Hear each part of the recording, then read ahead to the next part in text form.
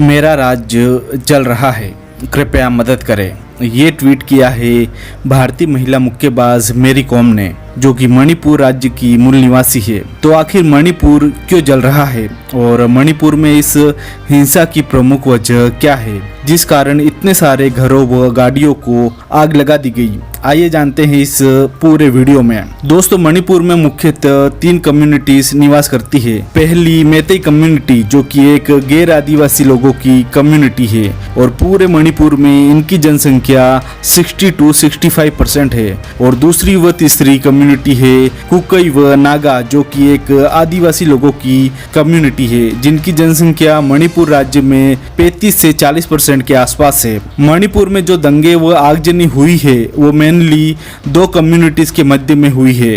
पहली मैतेई कम्युनिटी या फिर कहे गैर आदिवासी लोग, और दूसरी कुकी व नागा कम्युनिटी या फिर कहे आदिवासी समाज के लोग। सिंपल शब्दों में कहे तो ये लड़ाई आदिवासी और गैर आदिवासी लोगों के बीच की है। लेकिन सवाल अभी भी यही है कि अचानक से ऐसा क्या हो गया कि इतने भीषण दंगे व आगजनी हो गई और प्रदेश की राज्य सरकार को शूट एट साइट का ऑर्डर व रोडों पर भारतीय सेना को बुलाने की जरूरत पड़ गई। दरअसल ये लड़ाई मैतेई कम्युनिटी को शेड्यूल ट्राइब का दर्जा देने को लेकर है। मैतेई कम्युनिटी चाहती है कि उनको भी शेड्यूल ट्राइब के अंदर गिना जाए, ताकि शेड्यूल ट्राइब के अंतर्गत मिलने वाले रिजर्वेशन और अन्य लाभ उनको मिल सके। लेकिन इसका विरोध मणिपुर की ट्राइबल कम्युनिटीज कुकी व नागा कर रहे हैं, क्योंकि मणिपुर में पहले से मैतेई कम्युनिटी ज्यादा मजबूत है। क्योंकि मणिपुर की टोटल पॉपुलेशन का लगभग 65% हिस्सा मैतेई कम्युनिटी का है व शेष 35 से 40% हिस्सा नागा व कुकी कम्युनिटी का है। और साथ ही मैतेई कम्युनिटी के पास पॉलिटिकल पावर भी ज्यादा है, क्योंकि मणिपुर में टोटल 60 सीटें हैं, जिनमें से 40 पर मैतेई कम्युनिटी के लोग बैठे हुए हैं और शेष 20 सीटों पर ट्राइबल्स लोग बैठे हुए हैं। इसलिए ट्राइबल्स कम्युनिटी का कहना है कि मैतेई लोग पहले से इतने प्रभावी संख्या में ज्यादा व पॉलिटिकली स्ट्रॉन्ग है। यदि इन्हें शेड्यूल ट्राइब का दर्जा दे दिया जाता है तो ये ट्राइबल्स को मिलने वाले हक व अधिकार भी इनसे छीन लेंगे और ट्राइबल कम्युनिटी हाशिए पर धकेल दी जाएगी। वही मैतेई कम्युनिटी का कहना है कि उनकी जनसंख्या मणिपुर की 65% है,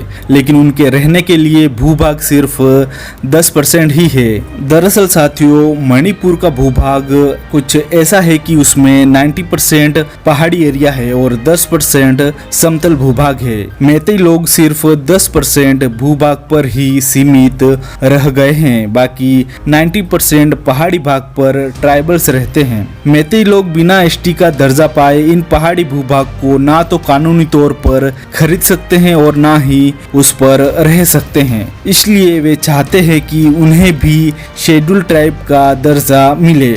इसलिए मैतेई संघ ने हाई कोर्ट में एक याचिका डाली थी कि मैतेई कम्युनिटी को शेड्यूल ट्राइब का दर्जा दिया जाए, क्योंकि 1949 में भारत में विलय से पहले मैतेई समुदाय को एक जनजाति के रूप में मान्यता मिली हुई थी, लेकिन विलय के बाद ये खत्म हो गई। मैतेई की जमीन, परंपरा, संस्कृति और भाषा को बचाने की जरूरत को देखते हुए इसे संरक्षित करने की आवश्यकता है। इसलिए मणिपुर सरकार केंद्र सरकार से मैतेई को शेड्यूल ट्राइब का दर्जा दिलाने की सिफारिश करे। इस याचिका पर 14 अप्रैल 2023 को हाई कोर्ट का फैसला आता है कि राज्य सरकार मैतेई कम्युनिटी को एसटी का दर्जा दिलाने के लिए 4 हफ्तों के भीतर केंद्र सरकार से सिफारिश करे। जैसे ही यह फैसला आता है तो माहौल गर्मा जाता है। फैसले के विरोध में 3 मई 2023 को ट्राइबल स्टूडेंट यूनियन मणिपुर द्वारा एक